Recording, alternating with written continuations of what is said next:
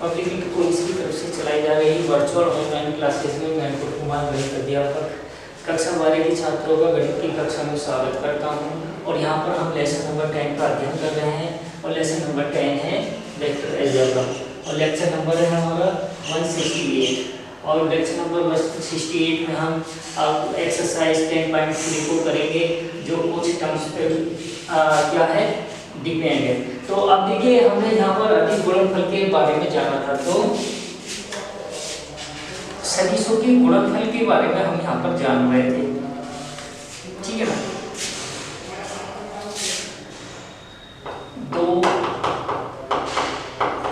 सदिशों का गुणनफल और दो सदिशों के गुणनफल में से कौन से गुणनफल के बारे में जान रहे थे? सदिशों का अदिश गुणनफल।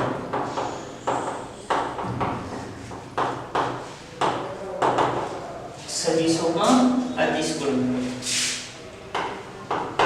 ठीक है ना। और कैसे परिभाषित किया गया? यदि हमारे पास दो वेक्टर हैं और दोनों के दोनों कैसे नॉन जीरो हैं तो इनके अदिश गुणनफल को कैसे परिभाषित किया गया है? a डॉट b से, ठीक है ना। a डॉट b से रिप्रेजेंट करते हैं और परिभाषित कैसे किया गया है? वेक्टर a वेक्टर b का मोल cos थीटा से रिप्रेजेंट किया। थीटा किस किस के बीच की वैल्यू है?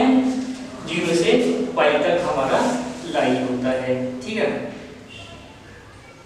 यदि हमारे पास a या b कोई सा 0 हो जाए, ठीक है ना, तो थीटा वहां पर हम परिभाषित नहीं कर सकते हैं, थीटा के बारे में हम नहीं बोल सकते हैं। अब देखिए इस रिजल्ट का प्रयोग देखा जाए तो a डॉट b हमारे पास कैसी संख्या होगी? एक वास्तविक संख्या होगी, क्योंकि ये जो मोल होते हैं, जो मापांक होते हैं, ये कैसे आते हैं हमारे पास? एक रियल नंबर्स की फॉर्म में आते हैं और cos थीटा की एक कैसी वैल्यू है? रियल वैल्यू है। तो ये हमारे पास कैसा हो जाता है? रियल हो जाता है, ठीक है ना। कैसा हो जाता है? रियल हो जाता है। यदि थीटा बराबर यहाँ पर देखें, थीटा बराबर कितना हो जाए? थीटा बराबर हो जाए 90 डिग्री। कितना हो जाए? 90 डिग्री हो जाए, ठीक है। तो हमारे पास क्या रिजल्ट आ जाता है?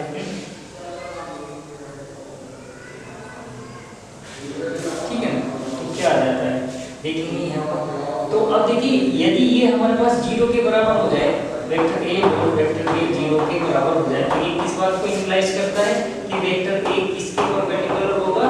वेक्टर b के परपेंडिकुलर होगा। अब यदि a और b कैसे हैं? नॉन जीरो सदिश है हमारे पास। कैसे हैं? Non zero.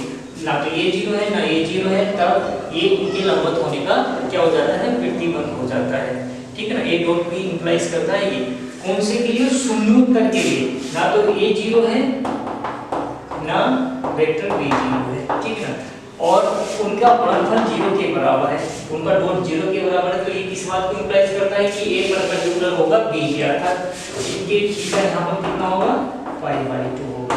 थीटा बराबर π/2 है तो ये कैसे होंगे? परपेंडिकुलर होंगे। और कौन सी कंडीशन आ जाती है? ये वाली आ जाती है। तो इंप्लाइज है इंप्लाइज की कंडीशन यहाँ पर आ जाती है। तो a डॉट b इंप्लाइज करता है, अगर a डॉट b 0 के बराबर है तो ये इंप्लाइज करता है कि a परपेंडिकुलर b के होगा। यदि a परपेंडिकुलर b के हैं तो दिस इंप्लाइज 0।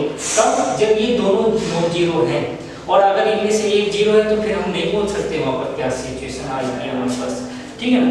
अब यहाँ पर यदि थीटा इसके बराबर हो जाए, थीटा किसके बराबर हो जाए? 0 डिग्री के बराबर हो जाए, तो वेक्टर a और वेक्टर b किसके बराबर हो जाता है? वेक्टर a मापांक वेक्टर b के मापांक।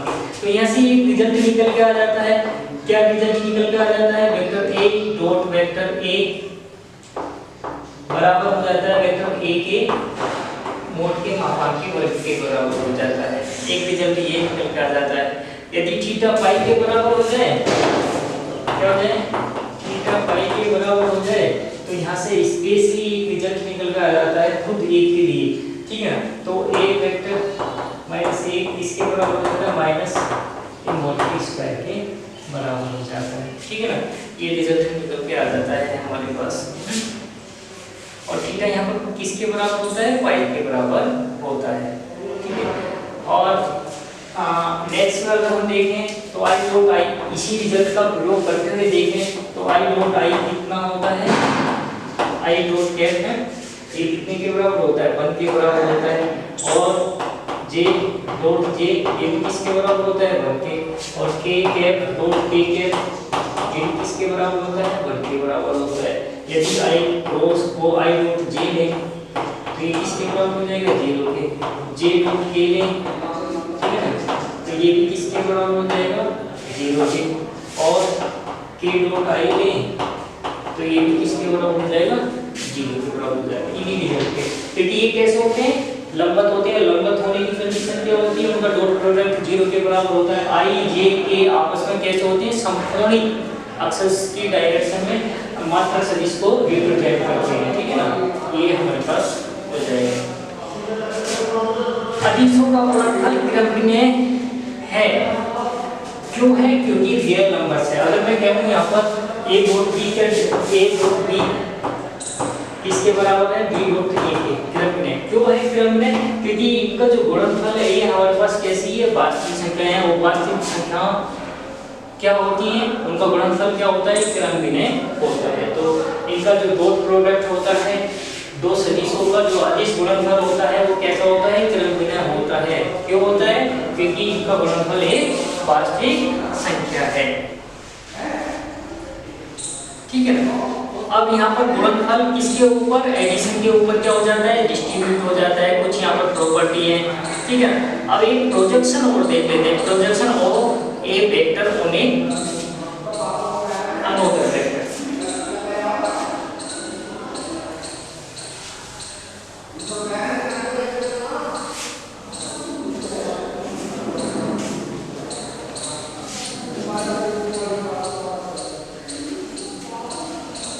देखिए यदि हमारे पास तीन वेक्टर हैं, वेक्टर ए, वेक्टर बी और vector C, non zero vector हैं तीनों के तीनों, तो vector A dot vector B plus vector C किसके बराबर हो जाता है, vector A dot vector B plus vector A dot vector C के बराबर हो जाता है। एकदम से डिस्ट्रीब्यूटिव प्रॉपर्टी आ जाती है। क्या होता है यहाँ पर, डॉट प्रोडक्ट डॉट इस पर एडिशन पर क्या हो जाता है, डिस्ट्रीब्यूट हो जाता है, ठीक है ना। अगर हम दो सदिशें हैं हमारे पास, एक लैम्डा स्केलर क्वांटिटी, लैम्डा क्या है, अदिश है, और ये क्या है, सदिश है। तो यहाँ से क्या हो जाएगा, lambda vector A dot vector B बराबर हो जाएगा लैम्डा, लैम्डा स्केलर क्वांटिटी, तो ये हो जाएगा ए डॉट बी, ठीक है।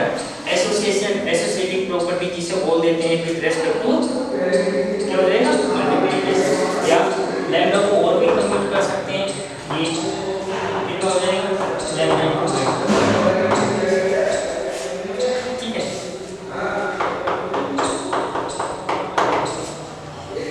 प्रॉपर्टीज हैं ये कुछ हैं, अदिशों के गुणनफल की कुछ प्रॉपर्टीज हैं जिसको हम प्रूव भी कर सकते हैं। अब एक अदिश का सदिश पर प्रोजेक्शन देख लेते हैं।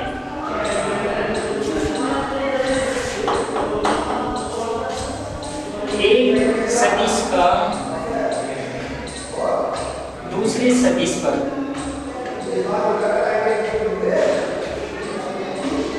एक सदिश का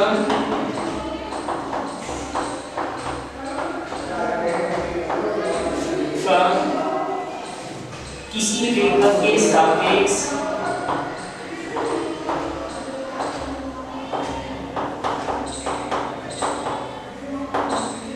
प्रक्षेप, किसी रेखा के सापेक्ष प्रक्षेप,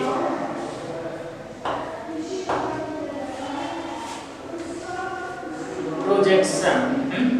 तो प्रोजेक्शन के बारे में यहाँ पर देखेंगे, किसी रेखा पर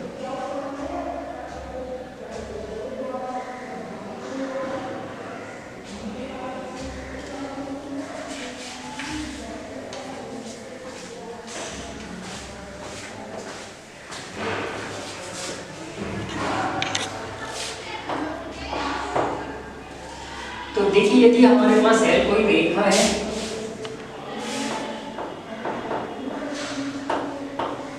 यदि रेखा L के अनुदिश, यदि रेखा L के अनुदिश यदि क्या है, एक